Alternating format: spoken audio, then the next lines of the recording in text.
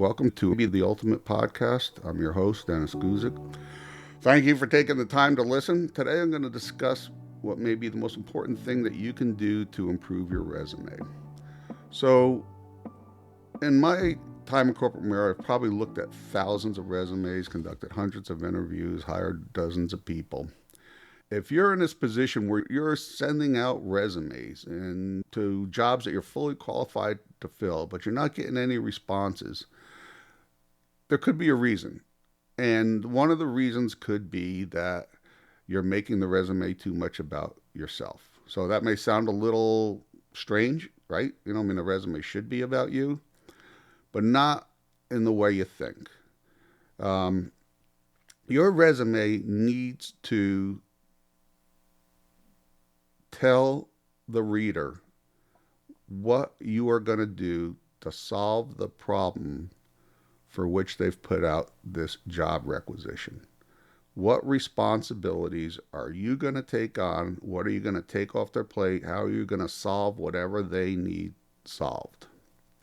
So as I've looked at my resumes over the course of my career, I think of them as in three different tiers. So the lowest tier, the one that I pass over almost 100% of the time, are the ones that are very focused on themselves and their own careers. For example, somebody, and I've had these, says, I want a job working as an analyst for your company because I love analysis and this will help me further my career, my goals of being a super analyst. So what they're saying to me, they're saying, hey, give me a job, pay me money so that I can improve and maybe I'll move on to another job or in this career, maybe I'll go back to school, but pay me now so that I can get on with my life and do things that I love to do.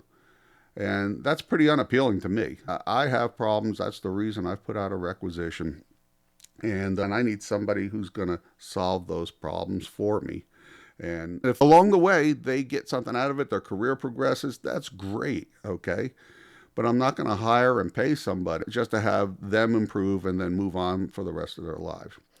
The mid-tier is probably about 70% of the resumes that I get. These are ones that are specific to the job.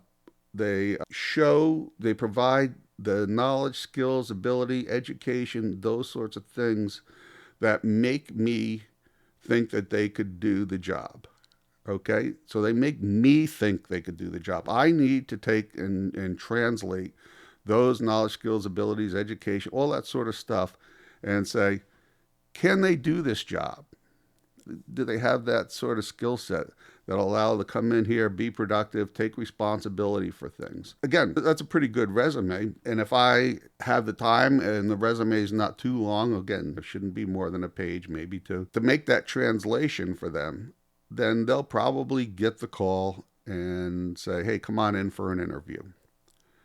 Now I'm going to talk about the third tier, the one that's probably the least common one, but the most likely to get you that call. And that's when you make that translation for the reader.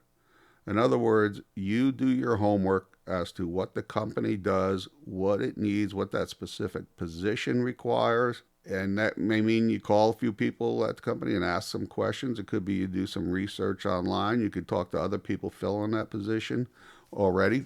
But you make that, you take a look and go, okay, so here's what they're saying. And obviously the first place to go is the actual requisition of the job opening and take a look at that. And if they're very specific, then you've got a whole lot of things you can go off of. And then you need to do a self-assessment. You need to look at your skills and where you are and be honest and make that translation that says, here's what I can do for this job opening. Once you've done that, once you've had this kind of mapping, if you will, now you need to take and put that into your resume.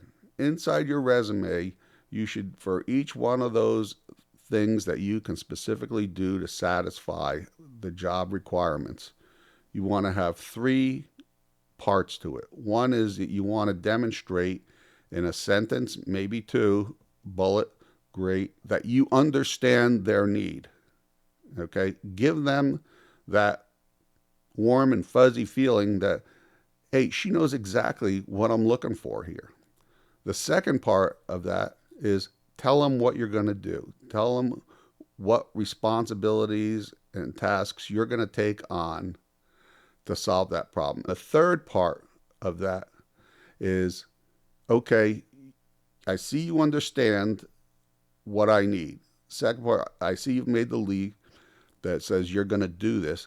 Do you have any proof points? Have you done this in the past? Has your education supported this? Put that down. Give them that feeling, hey, I know the job. I'm going to do this job. Here's my proof that I can do what I'm saying. So if you took this for the job requirements and put this on your resume, that's going to create a resume that people looking at are going to go, they know what I want. They're willing to work to get it done. It's not all about them. It's about filling my position. And I think that if you do that, you're going to have a much greater chance of getting that call back, or that call that says, hey, come on in for an interview. We looked at your resume. We want to talk to you a little bit. This job. Obviously, there's a lot more that goes into a resume. We're going to talk about some of these at other points in time, but I'm assuming you have a pretty good resume right now. This is something I guarantee you will improve that resume. So, thank you for listening.